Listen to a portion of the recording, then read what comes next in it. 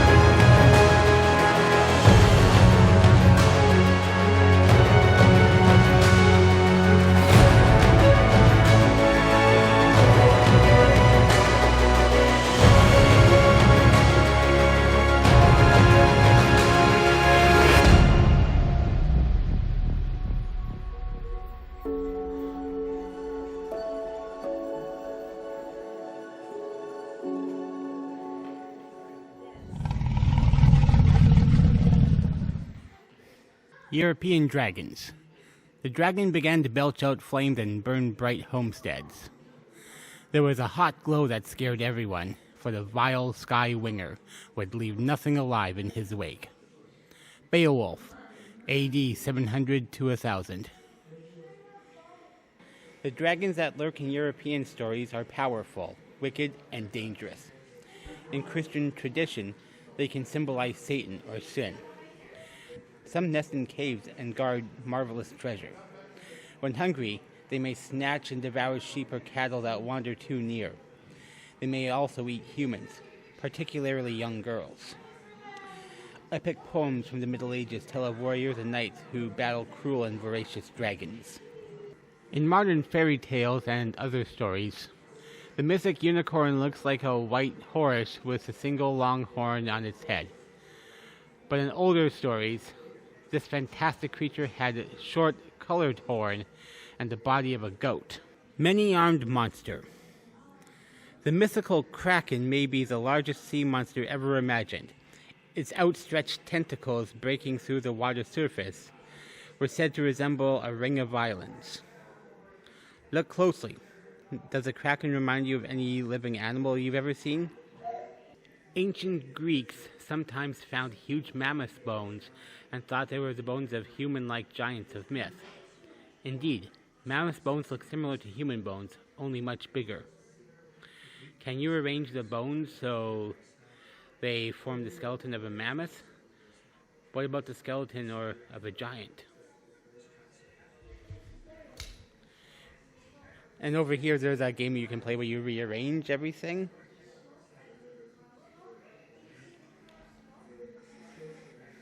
So there you go.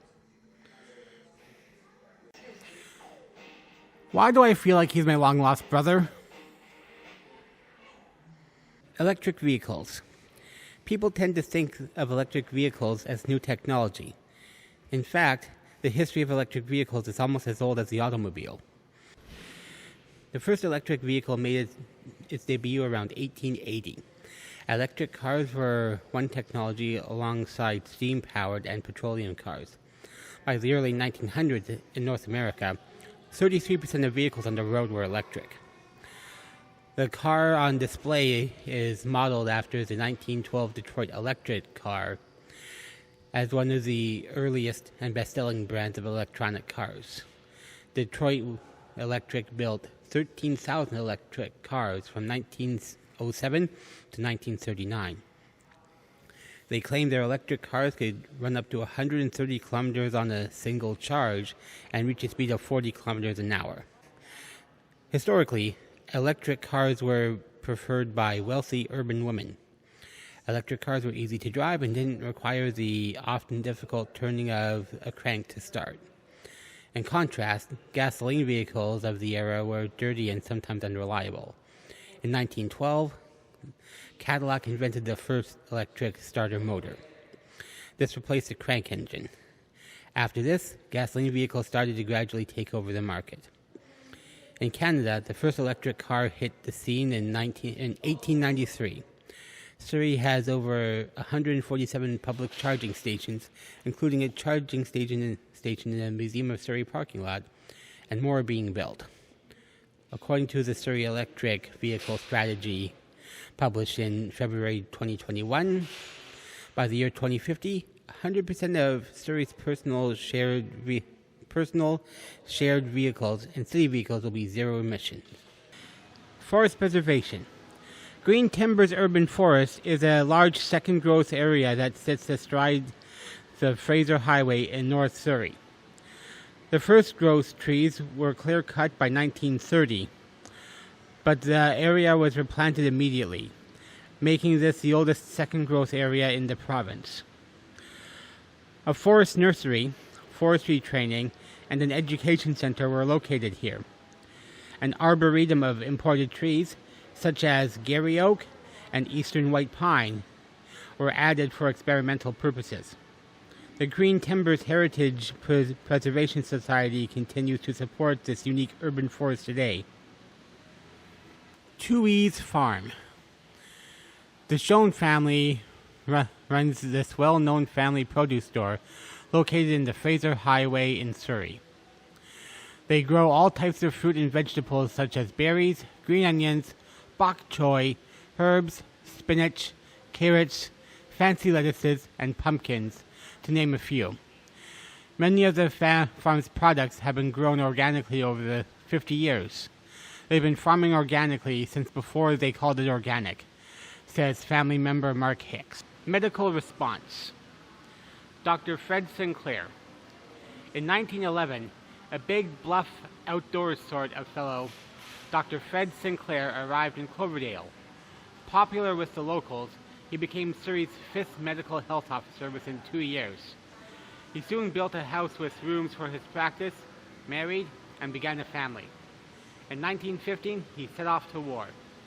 Upon his return in 1919, he continued to serve the people of Surrey. He traveled mainly by horse. If a patient paid, he accepted. If they did not, he never asked. He was well respected for his fight for veterans' rights and the establishment of the Victorian Order of Nurses in Surrey. He worked tirelessly in Surrey until his death in 1950. Okay, so it wouldn't be a Canadian museum if it wasn't something hockey related, would it? So here we have a hockey stick. And this particular one is Winter Fun. Winter Fun. Surrey residents remember cold winters when rivers, lakes, and ponds froze over, blankets of snow covered the city. Lincoln Hardy remembers winters. They were so cold that in the morning on the way to school we sometimes saw ducks frozen in the ice. We pulled them out and took them back home where Dad would wring their necks and we would have roast duck. Winter was time to bring out the skates, skis, and sleds. Alice Hodgins remembers, as teenagers, we used to sleigh ride down Clayton Hill. Surrey during the war years. Many Surrey residents fought and died on the battlefields during the First and Second World Wars. During the First World War, Baron Karl von Mackensen ran into trouble with the locals. Before the war, he hosted extravagant parties at his castle in Port Kells. But when he flew a German flag over his house during the war, he raised suspicions of the local police.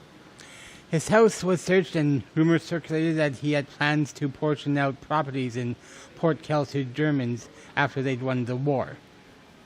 The Baron was jailed and eventually deported to Germany. That paragraph is titled Enemy in Our Midst. In the Second World War, after the Japanese bombed Pearl Harbor, many Surrey men enlisted in the Pacific Coast Militia Rangers. The Rangers were organized in response to the possible threat of Japanese air attack on Surrey. Doing our part. At home, even school children pitched in on the war effort.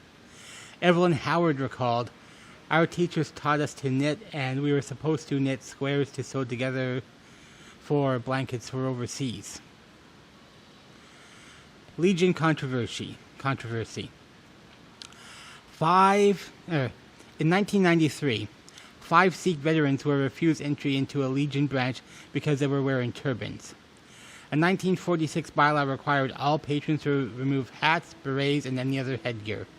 One of the men, Lieutenant Colonel Pritam Singh Johal, insisted on wearing his turban and was denied access, drawing national attention to this obsolete bylaw. Today, no Legion in Canada refuses entry to a Sikh veteran wearing a turban. So anyway, I want to thank you for taking this time to watch my video. I usually wind up filming as much as I can and just not sure how much I wind up cutting, but anyway, it is free to come to the Surrey Museum, or the Museum of Surrey, and obviously it's a smaller one. It's free to get in, so you don't have to worry about paying. And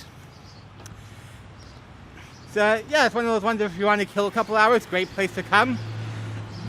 And I guess I'll see you next time, guys. Bye, everyone.